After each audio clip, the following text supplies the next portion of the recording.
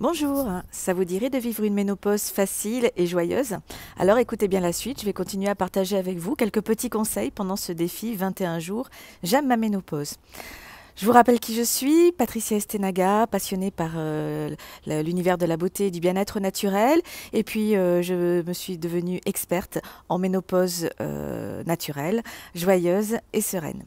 Alors aujourd'hui, changement de décor, je suis à la gare, j'attends un train, mais il me reste quelques minutes pour partager avec vous euh, les aspects positifs de la ménopause. Est-ce que ça vous intéresserait de savoir, au-delà du fait, comme je vous le disais hier, qu'il vaut mieux face à une situation, voir le côté positif que négatif, est-ce que vous aimeriez que je vous parle des aspects objectivement positifs de la ménopause? Cela, on en parle beaucoup moins souvent et pourtant, ils sont super importants.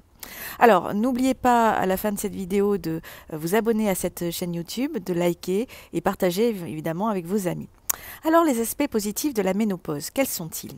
Alors, en fait, je vous en ai identifié 3 principaux, mais il y en a d'autres en cherchant bien. Et vous allez voir que ceux-là, vraiment, ils sont absolument imparables. Le premier, vous l'aurez probablement deviné, c'est que dans ma ménopause, littéralement, c'est la fin des règles, la fin des menstruations. C'en est fini, les filles, des règles qui nous prennent la tête tous les mois, qui arrivent quand elles veulent, qui durent combien de temps elles veulent, qui peuvent être douloureuses, qui sont contraignantes. Bref, à la poubelle, nos tampons, nos serviettes hygiéniques, nos coupes menstruelles, voilà. C'est fini, c'est la libération. Moi, je dirais pour ça, vive la ménopause. Deuxième aspect positif, on reste dans la notion de libération. C'en est fini du risque de grossesse non désirée.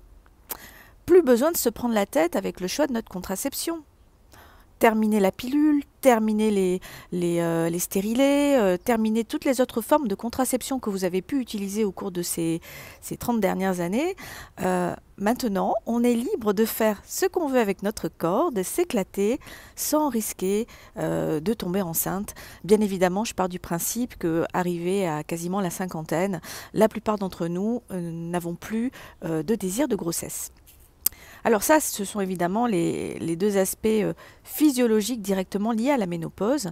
Je vais vous parler maintenant d'un troisième aspect positif qui est super important, même s'il paraît moins évident.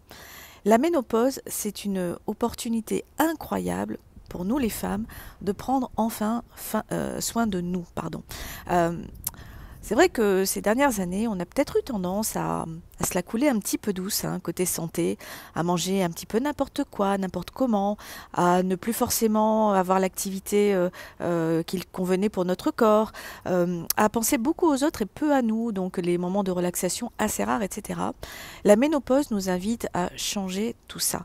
Maintenant, c'est plus possible de continuer. Et là, c'est très important pour nous de commencer à nous réapproprier notre corps et notre santé en prenant de nouvelles habitudes. Et ça, moi, je trouve que c'est une formidable nouvelle. Et voilà, donc je préfère voir ça comme un côté absolument positif. On peut enfin prendre soin de nous, en prendre conscience de toutes les erreurs dans lesquelles on ne peut pas continuer.